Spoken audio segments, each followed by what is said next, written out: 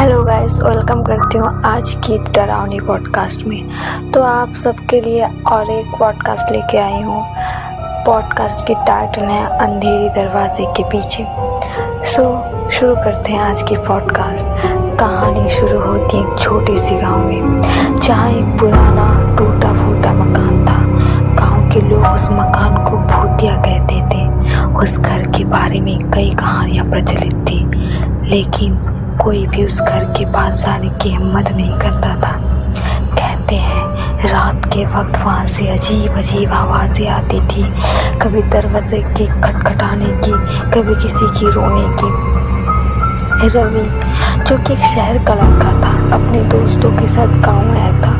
वो इस सब अंधविश्वास पर यकीन नहीं करता था। जब उसने गांव वालों को उसी घर की कहानी सुनी तो वो हंसी में उड़ा दी।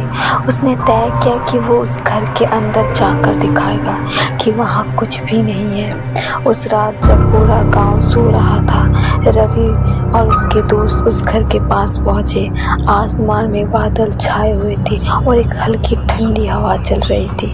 घर का दरवाज़ा टूटा हुआ था और अंदर से अंधेरा बिल्कुल घना लग रहा था।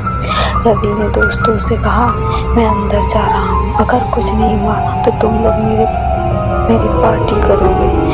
उसके दोस्त डर से सहमे हुए थे, लेकिन रवि की जिद के आगे कुछ नहीं कह सके।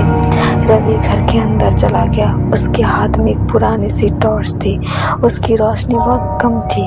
घर के अंदर हर जगह धूल जमी हुई थी, दीवार पर दरारें थी और हर कदम पर फर्श चटकने की आवाज़ आ रही थी। उसने चारों ओर देखा, कुछ भी अजीब नहीं था। वो हंसते हुए बोला, देखा, यहाँ कुछ भी नहीं है। लेकिन तभी दरवाजे अपने आप जोर से बंद हो गया। रवि चौंक गया।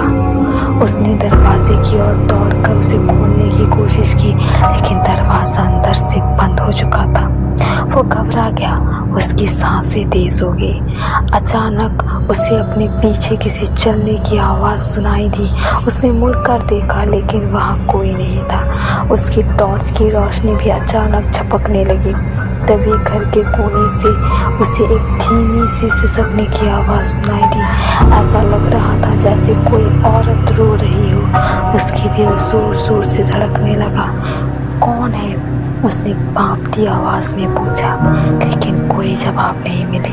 रोशनी अचानक बुझ गई और पूरा घर घने अंधेरे में डूब गया। उसकी टॉर्च भी काम नहीं कर रही थी। अचानक किसी ने उसके कंधे पर हाथ रखा।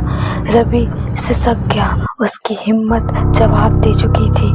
उसने धीरे धीरे मुड़कर देखा और जो उसने देखा वो उसकी ज़िंदगी की सबसे भयंकर मंजर थी। एक साया, आधा इंसान और आधा कुछ और, उसकी ओर घूर रहा था। उसकी आंखें लाल और चमकदार थी और उसका चेहरा विकृत था, जैसे किसी ने उसे जला दिया हो।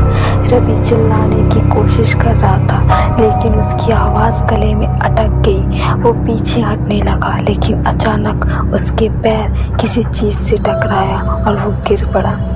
जैसे ही उसने खुद को उठाने की कोशिश की, वो साया उसके बिल्कुल करीब आ चुका था। उसके ठंडे हाथ रवि के चेहरे पर महसूस हुआ और वो एक भयानक लगता हुआ बोला, अब तुम यहाँ से कभी नहीं जा पाओगे।